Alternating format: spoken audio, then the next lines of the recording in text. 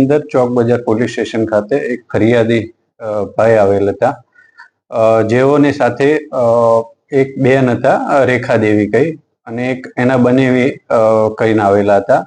એ લોકો મળ્યા હતા અને એમને લગ્ન નતા થતા, એટલે એવું કહેલું કે અમારે તમારી સાથે લગ્ન કરાવવા છે. એ રીતે નક્કી કરી અને પછી ઘરે આવેલા. નક્કી થયું એ પછી બોઈસર ખાતે ગયેલા. બોઈસર ખાતે ગઈ અને ત્યાં આગળ એમને કંકુ અને નારિયેળ આપેલું અને શાદી એમને જે લગ્ન કરવાનું નક્કી કરેલું. એના પછી એ બંને જણ અહીંયા સુરત ખાતે એમના ઘરે આવેલા. એમના ઘરે આવી અને 2 દિવસ રોકાયેલા. 2 દિવસ રોકાયા પછી એમને એવું કીધું કે મારા જે નામ છે, નામ કમી કરવાનું છે. તો નામ કમી કરવા માટેનું કહ્યું.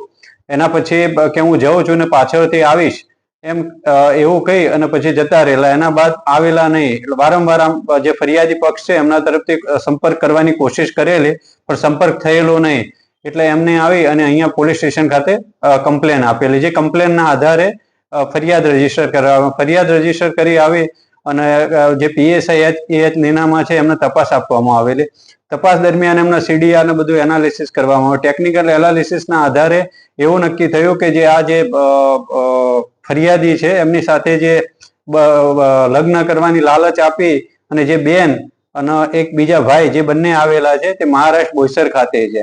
તો એ બેજ ઉપર એક ટીમ મોકલવામાં આવી મહારાષ્ટ્ર બોઈસર ખાતે. ત્યાં જઈ જે PSI છે ત્યાં જઈને જે જગ્યાએ વધારે પડતી એની જે હિલચાલના લોકેશન હતું ત્યાં જઈને એમને એવું કહેલું કે અમે ત્યાં એમના વતનથી આવેલા છે, ઉત્તર પ્રદેશથી આવેલા છીએ અને સોનુ ગુપ્તાનું કામ છે એમ. એટલે કે સોનુ ને ચાની કેટલી વાળાને બધા ઓળખતા હતા. એટલે આવેલા છે ને અમારો ફોન સ્વિચ ઓફ થઈ ગયો છે, તો અમારે એમને જવું છે એમના ઘરે. તો કે અહીંયા બિસ્ટોલ પીવે છે તો બિસ્ટોલ લેવા માટે આવશે.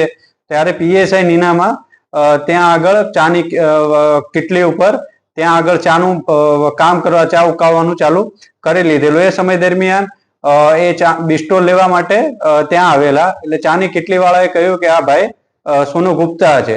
એટલે જેવા છે PSI પકડી લીધેલા અને પૂછ્યું. એના પછી જે બીજા રેખાદેવી ત્યાં હતા એમની તપાસ કરી, તે મળી ગયા. એ બેજ ઉપર લાવી અટક કરી અને આગળની કાર્યવાહી કરવામાં આવે છે. સર, ઘરમાંથી જે રૂપિયા બી લઈ ગયા છે આ લોકો અને પોતાના કેટલા લોકોને શિકાર બનાવ્યા છે આ રીતના? એમની પાસેથી 1,10,000 રૂપિયા લઈ ગયા છે, જે લગ્ન કરવાની લાલચ આપી અને અહીંયા એના માટે 1,10,000 લઈ ગયા છે. અને પગમાં પહેરવાના ઝાંઝર એ આમને આપ્યા હતા ફરિયાદી પક્ષે. આના સિવાય હજી સુધી કોઈ બીજી ફરિયાદ આવી નથી કે અમારા ધ્યાન ઉપર હજી આવી નથી. તપાસ આગળની ચાલુ છે.